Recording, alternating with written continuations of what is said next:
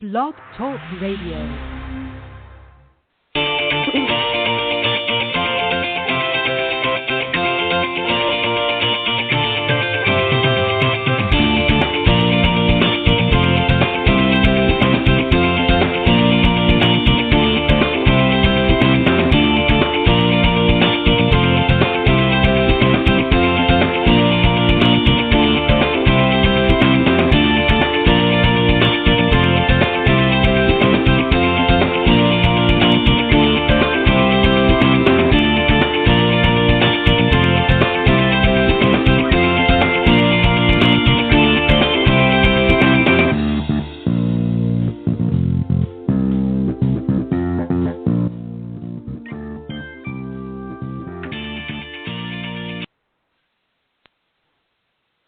Good morning, everybody, and welcome to the Women of Golf. And I'm your host, Ted Odorico, and joining me, of course, is our LPGA professional, Cindy Miller. Cindy, welcome back. Well, thank you. It's nice to be here. Yeah, we had a little hiatus last week. Of course, this past weekend was Mother's Day, and Cindy and I had lots of things going on, so we took a last week from the show, but we're back here again this Tuesday morning on May 13th, and we're glad that you're joining us here live on the Women of Golf. Cindy, just before we get started here, we're very excited. We've got a great show planned today. But just before we get started, let me remind everybody that this broadcast, of course, airs live on Blog Talk Radio every Tuesday morning at starting at 9 a.m. Eastern Time and runs through till 10 a.m. And if you want to listen into the program, you can just go to blogtalkradio.com and just type in up in the search key Women of Golf, or you can just type the direct link at blogtalkradio.com/Women of Golf, and that'll take you right there as well. And anytime during the broadcast, if you want to speak to Cindy and I live on the air during the live broadcast, you can do so by calling area code 347-945-5855, or you can email us if you have questions or comments about the program. You can email us, at thewomenofgolf@gmail.com. And we're glad that you joined us this morning. Cindy, let me just ask you, we were just talking very quickly off air. Of course, this past Sunday was Mother's Day. What did you do to celebrate Mother's Day? Well, I had a beautiful day. The weather was gorgeous in Buffalo, and I played 18 holes of golf with my two sons. My daughter was the media manager at the Players Championship. She works at the Golf Channel, so she was at TPC at Sawgrass. And my two sons live in Buffalo, so we went out and played golf. And after that, we had Alan and I both teach golf in Buffalo, my husband, and we had about 8 kids participating in a U.S. kids golf tournament at Hickory Stick up near Niagara Falls. And one of my students is 8, and she's never played in a tournament, and her parents don't know anything about golf, so I had the opportunity to caddy. And had a great time. Yeah. And she shot 62, which I thought was pretty sporty at 8. Yeah. Well, and that's the fun thing. That's what. Wow, what a shot! Go ahead. Well, and that's what makes it fun. That's what makes it fun too. Is when you get somebody that's never played before, especially a youngster like that, and they come out the first time, and they've got somebody like yourself that's right there on the bag with them, and just sort of helps guide them along and makes it fun and interesting for them. And who knows, we may have a future LPGA star in the mix. Well, if nothing else, you'll know how to use the game of golf as a business tool and have fun and do it for recreation and whatever else. But, boy, she had a great time. It was really a pleasure. Yeah, and it's fun, when you can work with the youngsters like that. I've had some opportunities over the years as well, and I enjoy it, just to see them put a smile on their face, especially – they might not play very well for the majority of it, but every once in a while they'll hit a great shot, or they'll sink that long putt in, and it just makes up for the rest of the shots that maybe weren't as good for the round. But great stuff. So what a great way to spend Mother's Day on this past Sunday. As we talked about, Cindy, you and I, as we talked about a couple of weeks ago, we were on the air. We've mentioned about a new series that you wanted to bring to the Women of Golf called Own Your Game. Excuse me. And we're going to start with really part 1 of that today. So why don't you tell just the listeners just a little bit about what was behind the thought of putting this together and where we're with it. Well, let me first tell the listeners because I'm not exactly famous. So my name is Cindy Miller. I'm an LPGA Class 8 golf professional. I played on the LPGA Tour for 3 years. I lost my card the last year I played and got married a month or two later to PGA Tour player Alan Miller, who competed on the PGA Tour for 15 years. So since I've been 15, golf has been my life. I went from LPGA Tour player to PGA Tour wife to PGA Tour caddy, and have then raised 3 beautiful children, 2 of which were in the golf business and 1 tried to play on the tour. I was the LPGA National Teacher of the Year in 2010, and I currently compete on the Legends Tour, the official senior tour of the LPGA. So my expertise comes from playing and teaching the game to thousands of people a year. And my personal struggle with my own game has been lifelong, as most players in this game can relate to. And so what happened to me was after, I got married, we had 3 kids, I was caddying on the PGA Tour. Alan decided he wanted to quit playing and he wanted to teach golf. And I was horrified because I personally did not know what I was doing with the golf ball or the golf club. And so Alan is a very astute student of the swing, if you will. He's the second purest ball striker Dave Pelz has ever tested. So I was always open to learning, well, what's that mean, and what's this mean, and why does the ball do that? And I was always asking questions. And in that, I've been married now for 32 years, I've learned so much about myself and my students that I really wanted to come up with a segment of, okay, what do you really want to learn? Why do you not do what you want to do? What are the pains that go along with playing golf? This game is not growing, it's shrinking. And I believe part of the reason it's shrinking is because it is so difficult and frustrating and maddening, and it's a game that's supposed to be used for recreational, fun purposes, and people just get addicted and end up, going crazy. And so that's kind of why I wanted to come up with this program. Right, and really, you put down here really one of the first questions that people need to ask themselves when learning to play golf is, why am I doing this? And, you give some examples here, is it for relaxation, for recreation, or social aspects, for exercise, personal challenge, competition, or for business? So there's a lot of different components. We're going to break some of those down today, of course, on the program, and have you kind of expand on that again. But really the first question is, as you put it, why am I doing this? So that's the first question that really people need to ask themselves is, what's the purpose? Why are they wanting to really play golf or learn to take up golf? Would that be an accurate assessment? Yes, it is. And we both teach golf, Ted, so I would ask you to chime in here. If someone comes to you on a lesson to you or calls you, a client or customer and says, I need a lesson, they always have a pain or they're looking for a reward. So, again, it might be, oh, my gosh, I'm shanking it, please help me. Or I 3-putted 5 times last week. So we clearly know what they want to do. On the other hand, someone may come in and say, I really want to break 100. So it's for a reward. But for the person who's never played, and I'm not sure if you run a Get Golf Ready program, but we do here in Buffalo where we teach. And a lot of times they start for the social aspect. They just want to hang out with their buddies. They want to do something after work. They may join a league at work to help them network and meet new people.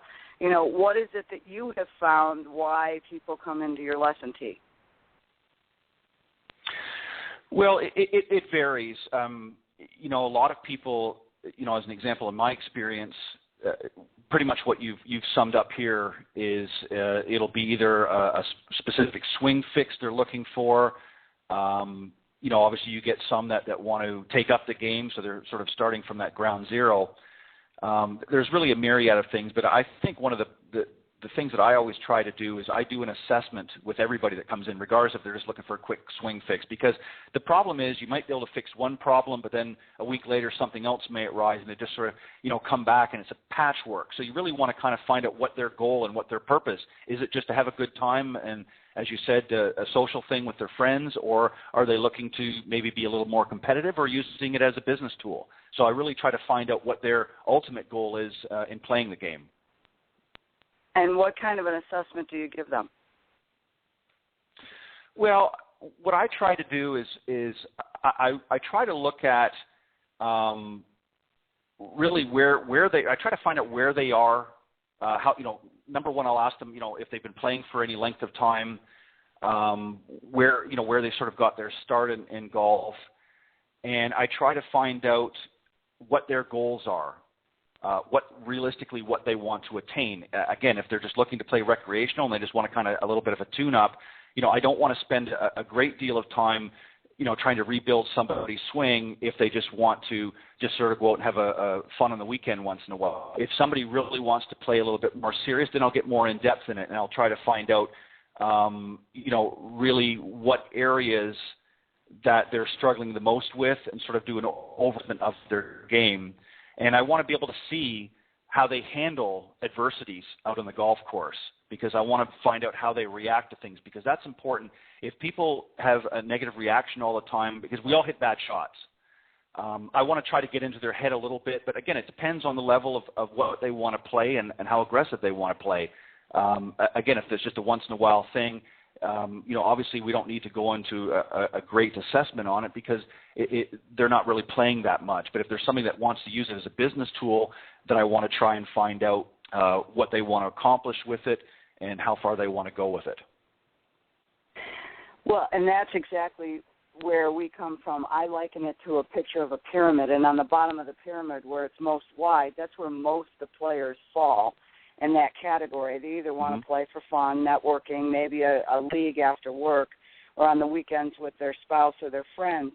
And then you might get to the next level, someone who comes in for a lesson or a beginner group, and they go, wow, this is really kind of fun, and it's almost like a puzzle, this game. If you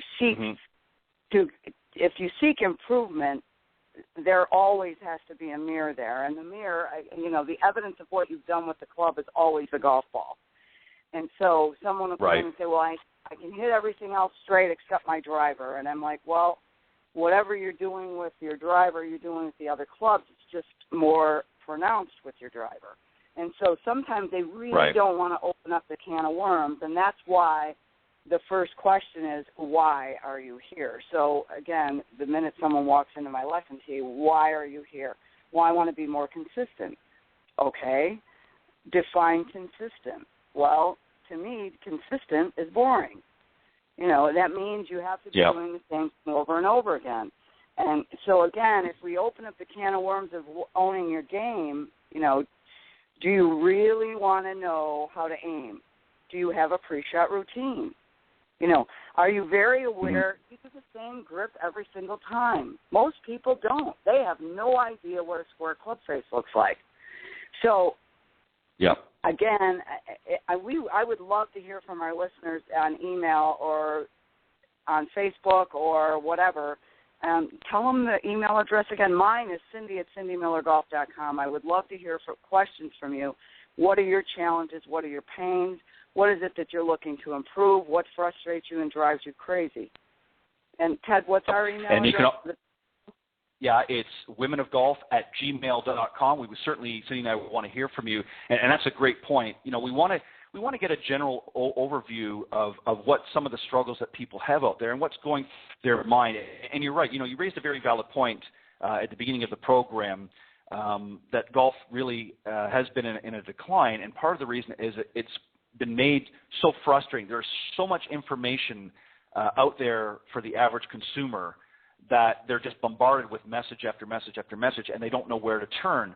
And really, they need to take a look at themselves first and understand what it is they want from this game first off before they can get a game plan put together. And when you're bombarded with a zillion and one messages from an industry that's obviously out there to promote the game but also to sell products, it's very daunting and very overwhelming, and a lot of people just get out of it out of frustration. So that's a great point. So we want to hear from everybody out there. So again, you can email Cindy directly, or you can womenofgolf@gmail.com. We want to hear some questions and some thoughts from you as well throughout the process.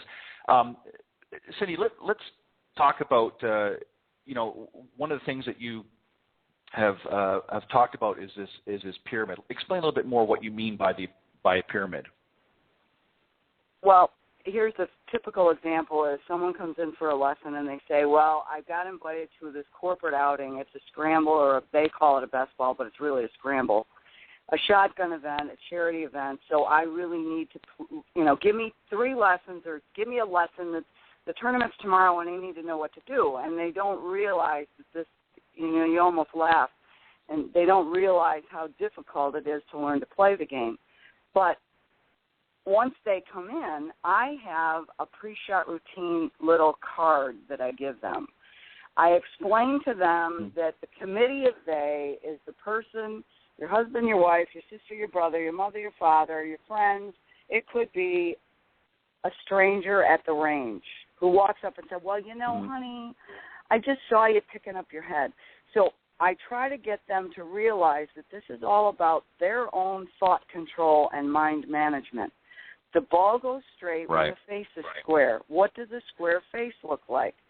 Again, if you email me, I can send you a PDF, Cindy@CindyMillerGolf.com. What does a square face look like?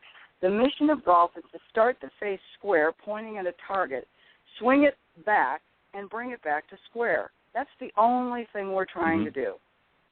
So, and they're like, oh, okay. And I said, okay, so have you heard the 5 old wives' tales from the committee? Head down, arms straight, shift your weight, turn your shoulders, hit the ball, follow through. Well, yeah, I don't want you to do that stuff. Really? Yes, this is going to be simplified. So then I give them a pre-shot routine, because what happens, people try to hit the ball. They think that's the goal. The goal is not to hit the ball. The goal is to swing the club. So if you know how to start the face square, swing it back and bring it back to square, you can hit the ball straight all day long. And straight is long. I mean, for those who haven't played, you're probably not listening to the program if you don't play golf, but for those who haven't played, everybody wants to hit far. In fact, my husband mentioned the other day, all of the new drivers that come out, all they advertise is how long you can hit it. No one advertises how straight you can hit it. And fairways will always be long and crooked. So, again, go ahead. No, you go ahead. I believe it's mind management and thought control, because, as you said, they get bombarded with information. So I say to them, in fact, this little card has, how do I prepare to hit a shot? Well, how far is the shot? What's your lie look like? What's the wind doing? What's the temperature? If it's 50 degrees and the wind's blowing, it's way different than if it's 75 and the wind's not blowing. If the ball's sitting in a hole, are you playing winter rules? Are you moving the ball? Are you leaving it, playing it as it lies? So all those factors come into the decision of what you get to do. And I found it very, very interesting on Sunday at the U.S. Kids Golf Tournament on the first tee. The starter, said to every student or player that was teeing off, you have 45 seconds to hit the ball from when it is your turn. And I thought, wow, isn't that great? Now, there was 2 groups in front of us with 4 boys and their fathers who thought they were playing in the U.S. Open, and they got warned twice about slow play, but never penalized any of them. But again, you have to be able to think on your feet, and I think that's what most people get overwhelmed with. Wow, there's so much to do, think, feel, and accomplish to hit one shot. That's why I've tried to simplify it. Yeah, and it raises a valid point. In addition to what the industry is bombarding them with, as you mentioned, all these drivers that profess to give you extra distance, but and then all of these different tools and whatnot out there, and there's certainly some good ones out there, and we're not suggesting that there isn't, but I think people get too caught up in all of the swing mechanics and all of the thought process, and not so much on the shot itself, that by the time they get over the ball, they've got so many things going through their head that are really redundant to what they need to do, that they've almost set themselves up for failure. And that's what I see a lot of the times. A lot of times I'll ask a student, what's your thought process? I'll say, when we're up on the practice tee, I'll say, okay, I want you, we'll make a scenario, create a scenario out in the range to mimic maybe a hole or something that they play on their course. And I'll say to them, okay, I want you to walk me through your thought process. And a lot of times what they will do is, first off, they won't have a pre-shot routine. They'll just sort of get up there and beat balls. So that's number one. But when they do have some sort of a pre-shot routine, a lot of the thoughts that go through their mind is they're thinking about, well, is my, on my backswing, am I getting into the slot? Am I getting to this position? And they're more concerned about getting and looking good than just swinging the club. And more often than not, when they actually, swing through and hit the ball, it's always, and it's because they've got so many thoughts going through that. They haven't thought about where the ball is going to go and so on and so forth. And it just, to me, there's too much information going in the average golfer, and I think that's part of the frustration. Would you agree with that? Absolutely. I don't believe they know what they're supposed to think. Therefore, right. It's like the gerbil running around their head. Look out for the bunker. Be careful. How far is it? What's the wind doing? Oh, my God. How far do I hit the ball? I mean, most people don't have a consistent enough swing to know truly how far they hit the ball or carry the ball. Right. So, again, it all backs down to let's just stop for a minute. If you truly want to learn to own your game, let's start with why are we doing this? Because if you're only trying to play for fun, then breaking 100 shouldn't be that important. If you're trying to play for fun and you're not playing in the league and you can't get the ball in the air and you keep topping it, then use a tee when you play. Just remember to pick it up in the fairway. It's not a big deal if you're not playing in a tournament. Go have some fun being outside and enjoy, nature, if you will. On the other hand, if you're trying to play and win the club championship, then you truly need to know how far do I hit the ball. You've got to take personal responsibility and accountability to golf your ball, if you will. And you need to learn to own you. So here's the example. I played in a Legends Tour event last week in Phoenix, and I was very grateful to be the last person that got in off the money list. So, again, here I am in Buffalo, New York. It's spring. I give 100 people lessons the week before. I might have hit balls 3 times. Have only played 5 times all year. And I go to a Legends Tour event and expect to play well. So I hit the ball okay, but I did not score well at all. So I wake up at 3 o'clock in the morning, the night before the last round, and my brain is trying to solve my golf issues because that's the way brains work. They want to solve the issues. So I'm laying in bed like, what did you do wrong? And I've really been working on my swing. Again, I've played for 45 years, but I don't believe you're ever arrived. And so I thought, well, you know what? I only hit 2 shots left. And you're trying to fix left. So you really, no matter what you shot, you should be thrilled that you only hit 2 shots left. And I was like, you're right. I should be thrilled that I only hit 2 shots left. So then it was like, okay, so why did you miss so many greens? Well, again, you have to take personal responsibility and accountability. And the greens putted perfectly. I mean perfectly. But they were as hard as a rock, and it was 100 degrees.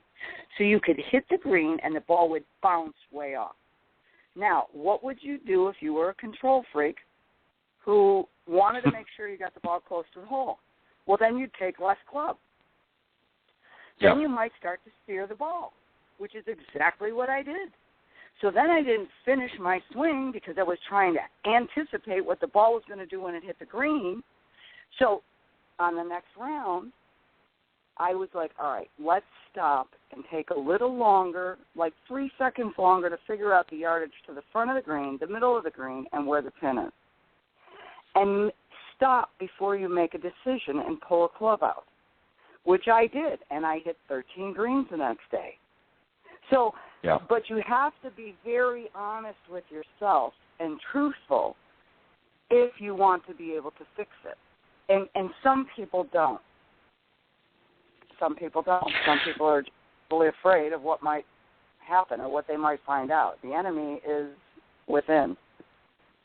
Yeah, and I think a common thing, especially with amateur golfers, they're not really assessing their games afterwards. They're not really, they're focusing on the number, the score all the time, and not really where they went wrong, or they're trying to fix things while they're in the mountain. You can't do that. I mean, that's something that you need to do on the practice tee.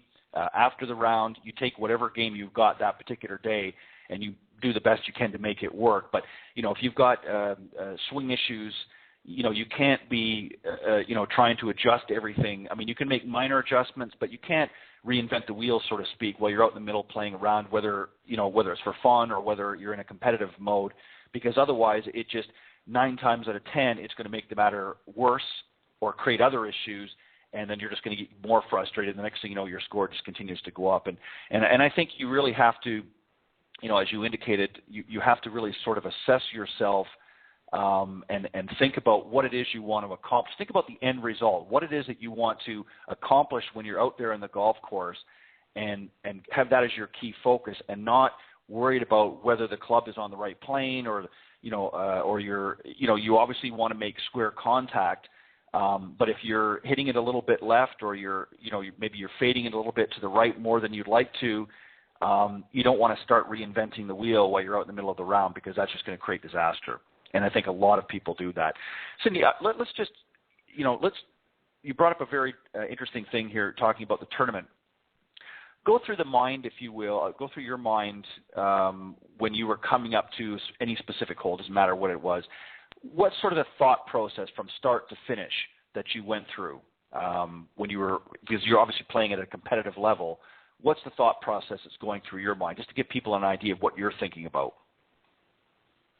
When I walk up to a hole, again, I believe that, let's say the first hole at Grandview Golf Club in Phoenix or Sun City, Arizona. The first hole is a slight dogleg right. It's about 350. There's OB left and there's bunkers right. There's a little, at the turn of the dog leg, there's like a little area where you really want to land the ball in. I set up on the right side of the tee box because I want to be looking at the widest area. So as I walk up and tee up my ball, and again, I tee the ball up so that at least half the ball is above the club head. A lot of people don't know how high to tee the ball. Right. I tee the ball up so that half the ball is above the club head. I walk behind the ball. I visualize an imaginary line where I want the ball to start.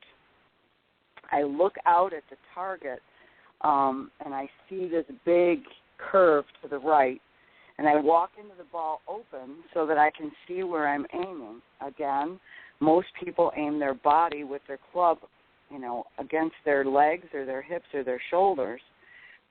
Sometimes you'll see people on the range or on the course aligning their shoulders up with the target. Well, you don't ever want to line your shoulders up. You want to line the face up.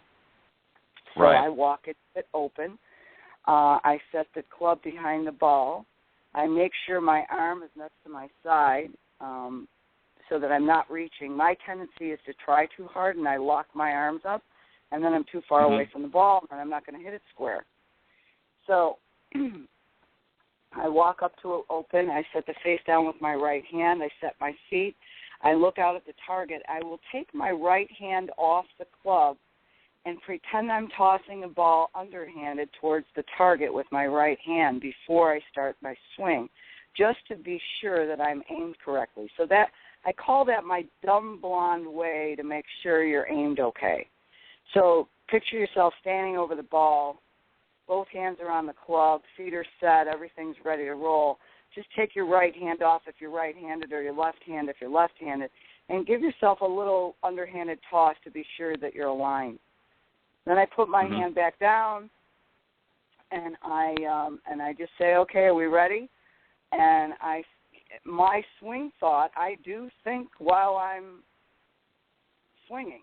I do, because in my opinion, the brain is always thinking thoughts, and I want to make sure that I'm telling my brain what it's thinking and it's not telling me. So while I swing, I say pizza, hip, throw. And what's that mean? That's my right brain, not my left brain. My right brain, dumb blonde, imaginary feel thing of what I need to do while I'm swinging. That may be overloading, but, again, there's a process. First, you have to get your calculations and try to plan the shot. Choose the club. What's the wind? What's the playable yardage? So there's 3 steps. Then there's a pre-shot routine, and then there's a swing or an execution. So there's 3 steps always. Plan the shot, pick the club, pre-shot routine, and do it. And execute the shot, right. Yeah. You talk about, in order to learn to own your game, that each of the players, myself included, needs to understand the whys. And we talked a little bit about what some of the whys are. Once they decide why they want to do this, then, of course, they are able to choose the path in which to learn, whether it be to improve and enjoy this great game. So let's take, for instance, an amateur player that just wants to play for social and recreational purposes. How is it going to be different than, let's start with them, and then we'll work into a more competitive player and or for business. How is their thought process going to be a little bit different in their approach to the game? Well, again, I ask my students, do you want to hit it straight? Do you want to hit it in the air? Do you want to hit it far? Or do you want to score better? And they look and they go, well, if I hit it good, won't I score better? And I say, well, no, not necessarily. So, again, once they decide their why, if it's recreational, and they're not playing in a league, and they're just playing with friends, and they have trouble getting it in the air because they've got too many thoughts or they don't pay attention, that could be another reason. Then we decide, look, go play with a tee. Play winner rules. I mean, people are like, no, I'm not supposed to touch the ball. I said, well, who said? You're not playing in a tournament. Why don't we just go have fun? So, again, I would want to know, do they want to hit it better? Do they want to score better? Do they want to hit it farther? Do they want to hit it straighter? Because let's use the example of, well, I'm up a little notch on the pyramid. So the bottom is, I'm just doing this for fun.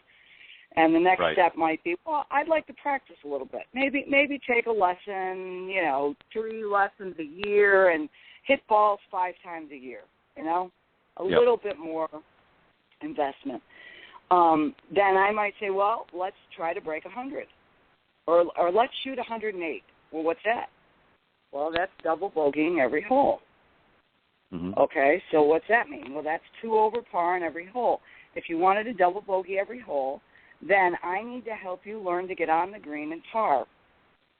Well, what's that mean? Well, if par is 4, I want you to get on the green in 4 shots. You can't get on the green in 3 or 2. You can't hit it that good. Right. You get on in 4, but I want you to 2-putt every hole. Okay, so I'm hoping that your 4th shot onto the green is a chip that you can get within 20 feet so you can 2-putt. Well, if you get on all par 3s and 3 and you 2-putt, and all par 4s and 4 and you 2-putt, and all par 5s and 5 and you 2-putt, you just shot 108. Yeah. So that's pretty good. 54 is not bad. No. Especially if you don't play that often. Most women at most private clubs do not shoot better than 108. So let's say we want to break 100. Well, now we have to have 10 doubles and 8 or 9, I should say, 9 bogeys. Well, what's a bogey? A bogey is 1 over par. So again, let's say somebody says, well, I can't hit my driver straight. Well, let's find out if the driver fits you. You might have, what if you're a 72-year-old man and your son just gave you his old driver and it's a stiff shaft with 8 degrees Yep. aloft and you can't get it in the air or hit it straight, well, now we need to change clubs. So, again, we have to find out why. Why and Yep. what is it that you're looking for? And all golf professionals do that. I mean, needless to say, when you choose to pursue your game and own it, you need to find a qualified professional in your area that will help you, and I would definitely interview them before you choose which one you want to invest money in or have them help you with your game. But again, go back to breaking 90. Some guy says, well, I can't hit my driver straight, but I want to break 90. I said, well, then tee off with your 5-iron. Well, I can't do that. Yeah. Well, do you want to break 90 or no? You're going to let one club, again, people go to the driving range, and they're not aware. Right. They don't stop and assess the situation. They think they have to pound their driver when really you only hit your driver 14 times in 18 holes. Because there's 4 par 3s typically. There's 2 par 3s on the front and 2 par 3s on the back. So tee off with your 3 hybrid. Right, Don't exactly. let that thorn on your whole game. I watched years ago when Golf Channel first came on the air. I remember, and I can't think of the gentleman's name off the top of my head, but I watched an interesting, and this gentleman, of course, was a PGA professional, and he proved a point that really sort of aligns with what you just talked about. And he went around and played 3 holes, a par 3, 4, and a 5, with a 7-iron, a pitching wedge, and a putter. And just to shorten the story here, when all's said and done, he shot 1 under par for those 3 holes. And the point he was trying to prove is exactly what you just said, was, too many people, especially, put emphasis on the driver. They think if they can solve the problem with the driver, they can shoot better scores. And if ultimately your goal in golf is to shoot better scores, then fixing what's not working with the driver is not necessarily create or get that result. Now, it may help, but it's certainly not the only thing that you need to look at. And what you were just saying there a second ago to advise a student, tee off with a different club that you are hitting a little bit better and get yourself in play. Because if you're using your driver and you're in the woods half the time, or you're in an odd position that you're not going to recover very well, then you're not going to be able to shoot and break 90 as easily as you might if you keep yourself in play. And the video that I watched, or the segment that I watched on the Golf Channel, sort of really articulated that perfectly, because he proved that even on a variety of different holes, it's not about, belting it out there 300 yards. It's about putting the ball where you need it to go in order to set yourself up for the next shot. And he did that, as I said, with a 7-iron, a pitching wedge, and a putter, and shot 1 under par. So if it was all about the driver, as most people are under the illusion, people would be breaking 90 a lot easier, but it's not. There's a lot more to the game. And, I just want to throw that in there, because I think there's just too many people that are, and I get this all the time, just like I'm sure you do. They come in and say, well, I can't hit my driver well, and, I can't break 100. Well, let's take a look at the whole game. What other areas? It's not just the driver that's causing that to be a problem. But I just wanted to throw that in there. They have to be personally accountable to themselves. And so when you come in and you say, if I ask you, why are you here? Well, I want to hit the ball in the air. We can help you hit the ball in the air. Well, I want to hit it farther. Well, we can do one thing at a time. And then you have to be, are you avoiding the truth? Are you allowing the committee of day, if a guy comes in who's, Mr. Testosterone and says, well, I got to hit my driver straight, but I want to break 90, and I say, well, why don't you not hit your driver so that you can hit the ball straight off the tee and you can get on every green in 1 over regulation? Well, now what does that mean? That means regulation, being on the green in regulation, you always subtract 2 from par. So if par is 3, you're allowed 2 putts, you should be on the green in 1. If par is 4, subtract 2, you should be on the green in 2. Par 5 on the green in 3. So if you are on the green in 1 over regulation, which is all par 3s in 2, you've got to be on the green in 2. All par 4s, you're going to be on the green in 3. All par 5s, you're going to be on the green in 4. And you 2-putt, you just bogeyed every hole and shot 90. Yep. Oh, I never thought of it that way. Well, that's the way Yep. we need to change your head and your thought control and your mind management if you truly want to do what you say you want to do. Now, maybe that's not what you want to do, you know. So for me personally, I want to feel comfortable over the ball, and I want to be able to pull a shot off, whether there's a gun pointed at my head and I'm holding the trigger, or it's just for fun. See, that's my personal challenge, because no one can control winning a tournament. No one. Right. You cannot say, I'm going to win. You can only control what you do with the club on the course that given day. So you have to find a goal. You have to create goals that are reachable and attainable. I want to be able to, my pre-shot routine on every swing I take today. I'm going to make myself accountable. Did you focus and concentrate on the task at hand? Or were you talking to somebody, you just grabbed the club and hit the ball? Honest with yourself. And right. you know, if what you really want to do, then make yourself accountable to it. Right, and I think a lot of people, you know, make the mistake too. Is they're thinking from the tee to the green, and really that's wrong. They need to be thinking from the green to the tee, and ultimately what their goal for any particular hole. If they want to par that hole, you know, they want to, you know, as you said, if they're just trying to break 90, they might need to just bogey that hole. They need to think clearly what the end result is that they want, and then sort of work back from there. And it may not necessarily mean taking the driver out in that hole. You may need to just get it in a position so that you can get on in 2 or on in 3, depending on what your ultimate goal is. You know, whether you're trying to par it or bogey that hole. I mean, obviously you want to play better, but you know, I think people seem to be focusing on the wrong areas. I think is really what we're trying to say here, and putting too much focus. And I hear the same as I'm sure you know comments that you do.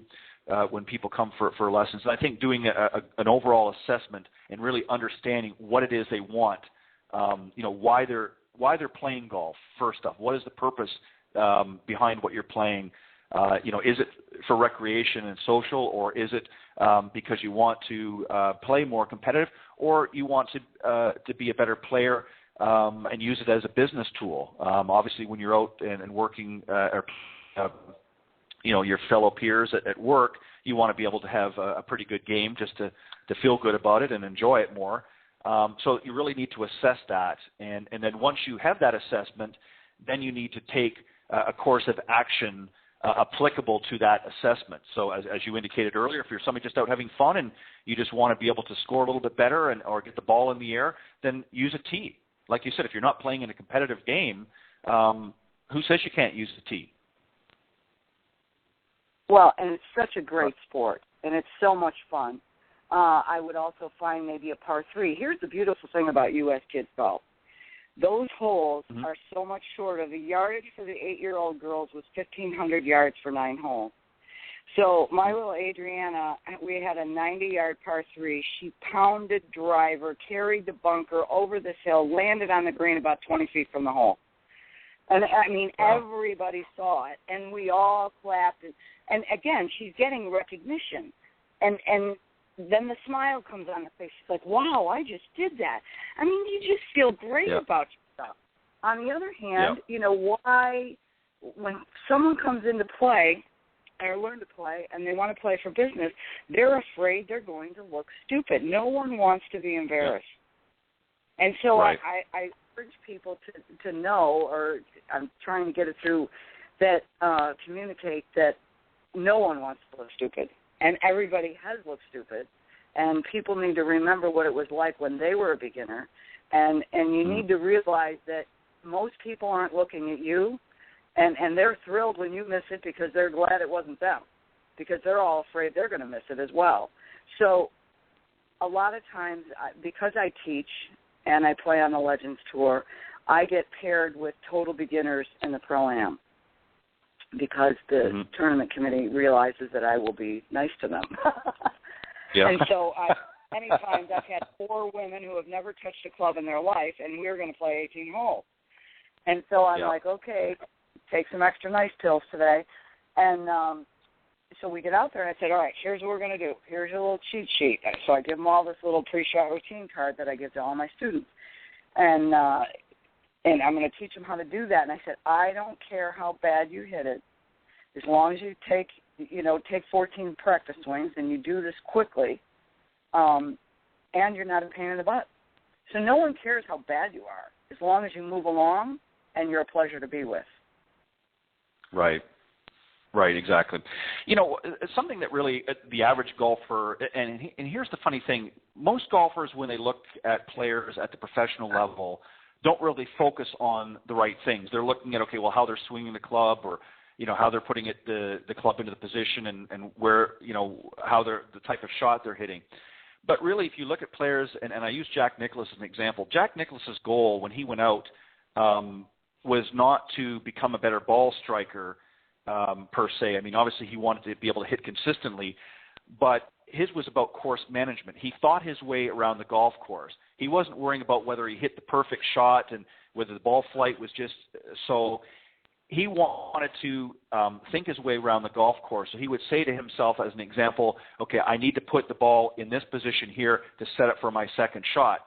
So he knew through his Rolodex of thoughts, if you will, what he needed to do to hit the right shot to get the ball to go to that position. So position A, let's say.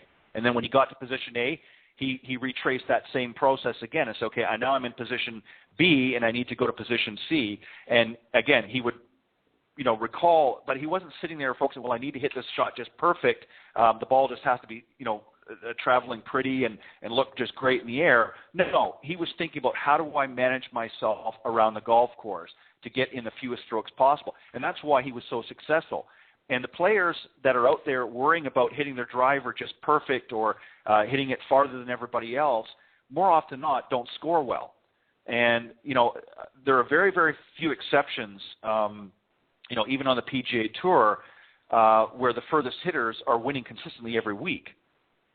The ones that are winning are the ones that have managed themselves around the course better than everybody that particular week. That's who wins the golf tournament, not some other than everybody else. Because if that was the case, you would eliminate about 2/3 of the field. Absolutely correct. And part of this, and that. Go ahead.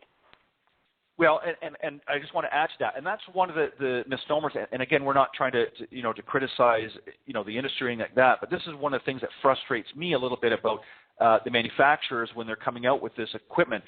They're not targeting to help people own their game and manage their games better.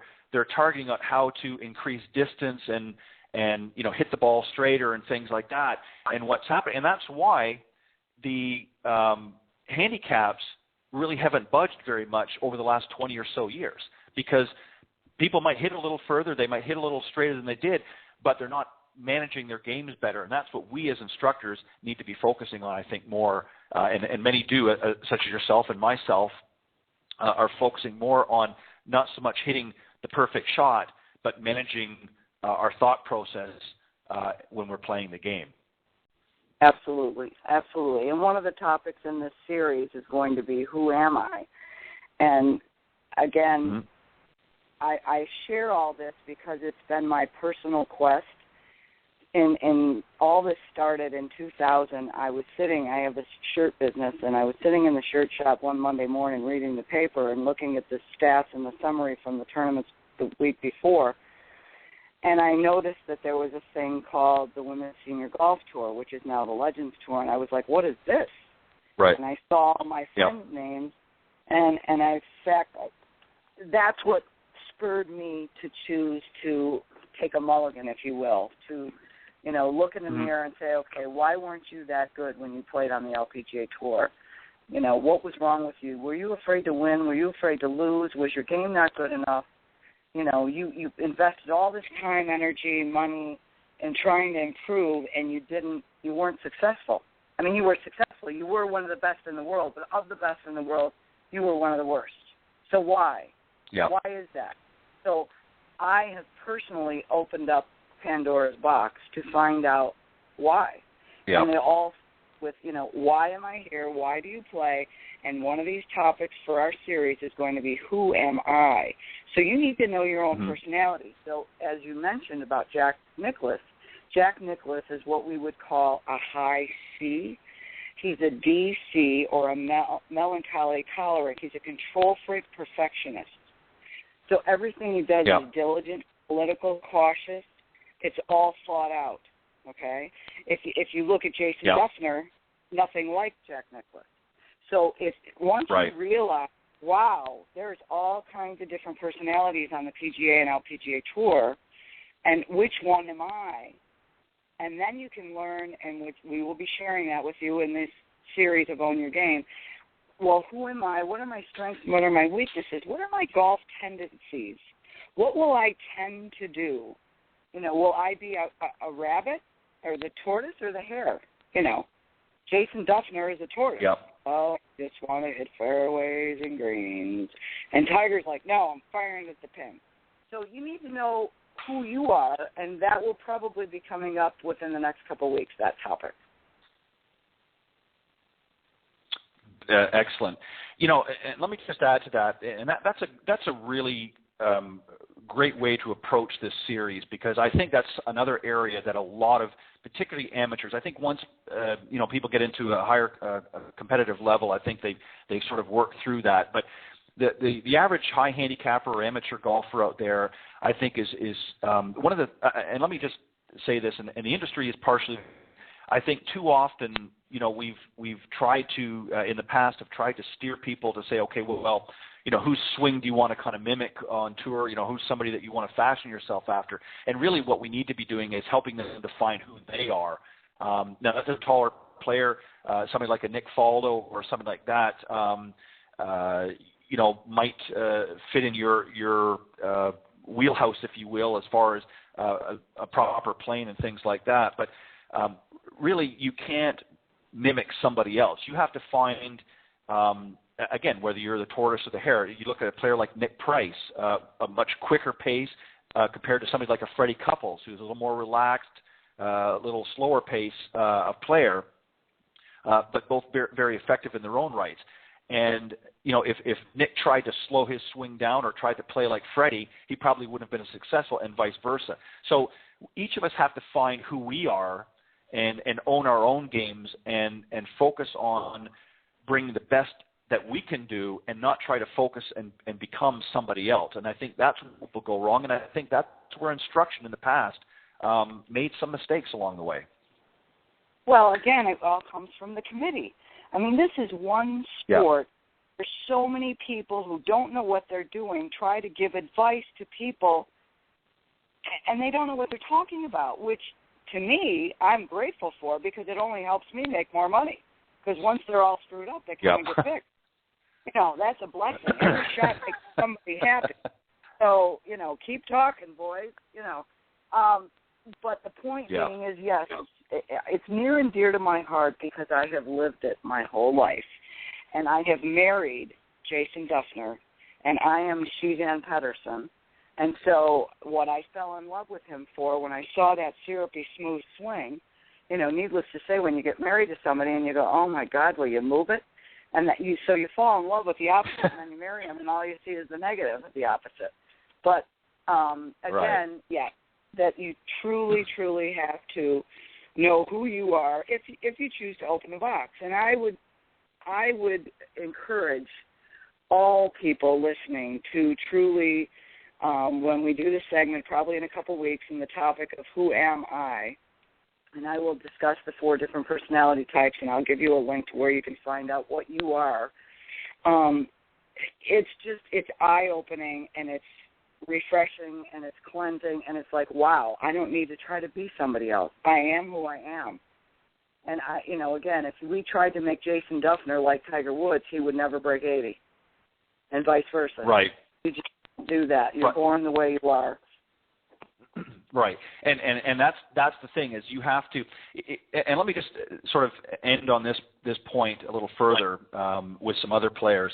One of the things that, if you look back, particularly now, today's golf game is a little bit different. There's a lot more mechanics involved, from what we see, and everybody wants to have this picture-perfect swing, even on the tours, particularly the men's tour. Everybody's wanting to have this picture-perfect looking swing. But if you go back into earlier times, you look at somebody, and I'm going to use the men's tour here as an example because there was much more obvious differences. But you look at players such as Ali Trevino or Chichi Rodriguez, who had very unorthodox looking swings compared to what you see out on tour.